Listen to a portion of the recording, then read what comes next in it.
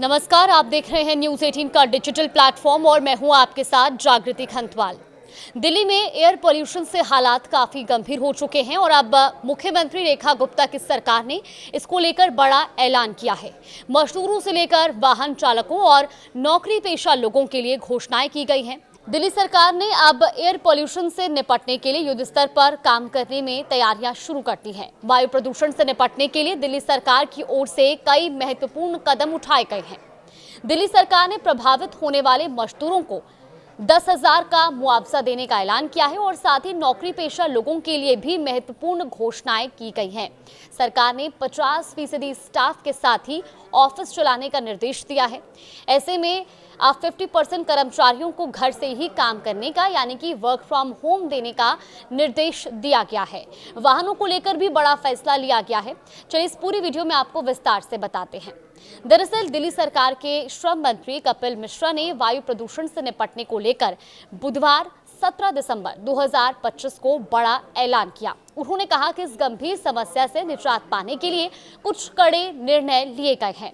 कपिल मिश्रा ने कहा कि ग्रैप 3 के चलते कंस्ट्रक्शन वर्क्स का काम बंद था, जिससे उनकी माली हालत पर फर्क पड़ा। सभी रजिस्टर्ड मजदूरों के बैंक खाते में 10,000 रुपए डीबीटी के माध्यम से ट्रांसफर किए जाएंगे। यह अभी 16 दिन का है। फिर कपिल मिश्रा ने आगे ये भी बताया कि ग्रैप 4 का भी इन मजदूरों को पैसा दिया जाएगा।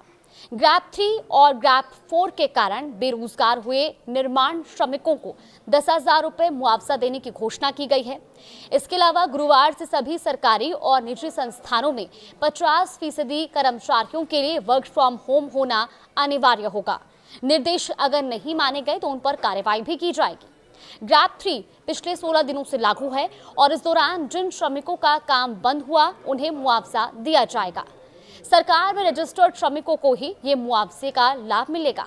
ये निर्देश अस्पतालों, प्रदूषण से लड़ने वाले विभागों, फायर ब्रिगेड और अन्य जरूरी सेवाओं के कर्मचारियों पर लागू नहीं होंगे। देश की राजधानी दिल्ली की सरकार ने बढ़ते प्रदूषण को देखते हुए नौकरी पेशा लोगों के लिए बड़ा फैसला किया है।